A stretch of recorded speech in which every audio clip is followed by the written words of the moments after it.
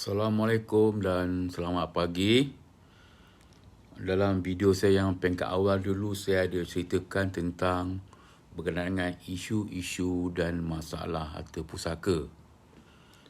Jadi salah satu pada isu yang saya telah bentangkan pada peringkat awal dulu ialah terdapat lebih kurang 60 bilion atau 70 bilion harta pusaka yang terbeku. Bagi kita dan termasuk saya, apalah artinya angka tersebut pada kita? Tentu ia tidak menyentuh perasaan kita pun. Tetapi mungkin kita nak tahu apakah sebab-sebab berlakunya angka yang begitu besar tadi, iaitu 60 ke 70 bilion harta pusaka yang terbeku. Contohnya, simpanan terbeku, EPF terbeku, tanah-tanah yang masih nama atas si mati. Jadi mungkin kita nak tahu apakah punca utama berlakunya perkara ini dan apakah yang patut kita buat. Okey, nombor satu, punca yang pertama ialah waris-waris tidak mempercepatkan proses pembagian harta pusaka di kalangan ahli keluarga.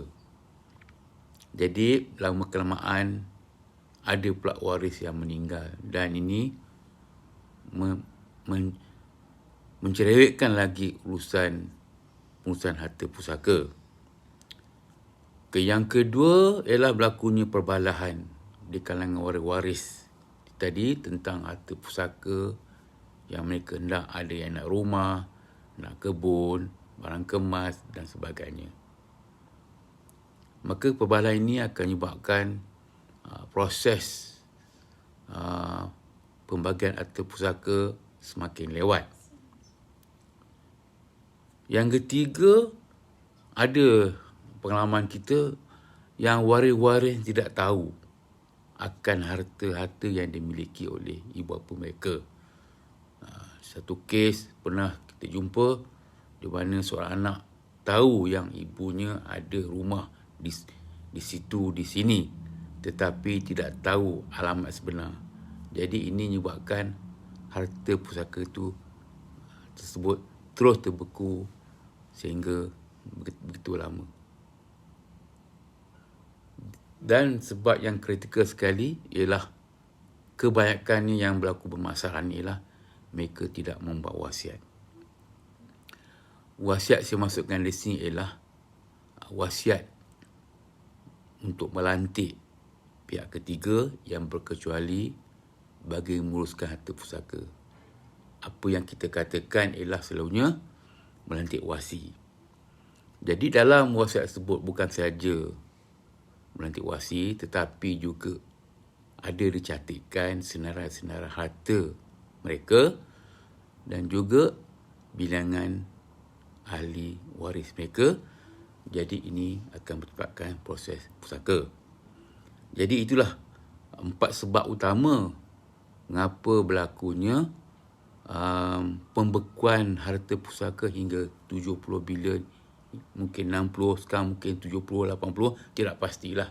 Tapi paling kurang 60 bilion. Jadi angka yang saya katakan tadi mungkin tidak menyentuh perasaan kita. Tapi kalau sekiranya ia berlaku pada kita, waris-waris kita, ibu bapa kita, tentu ia akan menyentuh. Jadi dalam konteks harta pusaka yang saya terangkan tadi, nampaklah begitu pentingnya siap kita ini membuat wasiat. Kerana wasiat ni dapat misalkan 3 isu yang saya sebutkan tadi.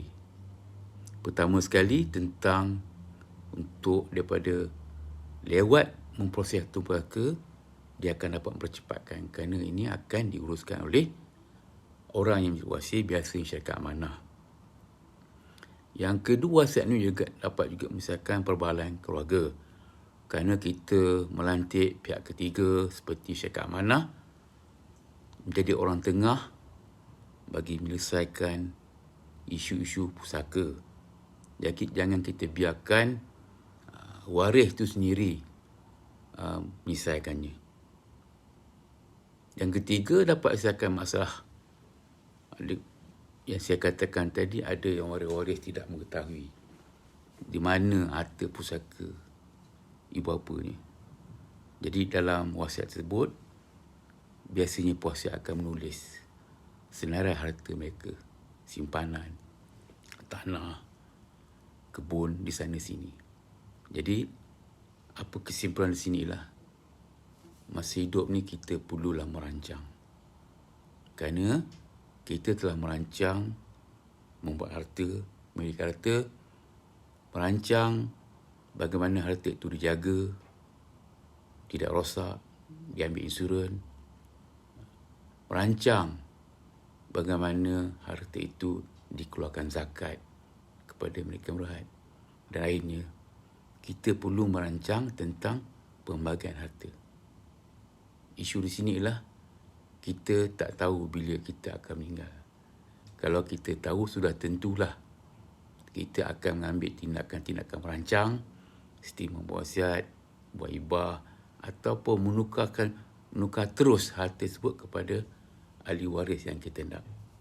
Dan sekiranya tuan-tuan ingin dapatkan pesan lanjut berkenaan cara-cara merancang harta, sila hubungi saya, Rahman, 013-366-142, ataupun PM saya atau komen saya di ruangan FB ni. Sekian, terima kasih. Assalamualaikum warahmatullahi wabarakatuh.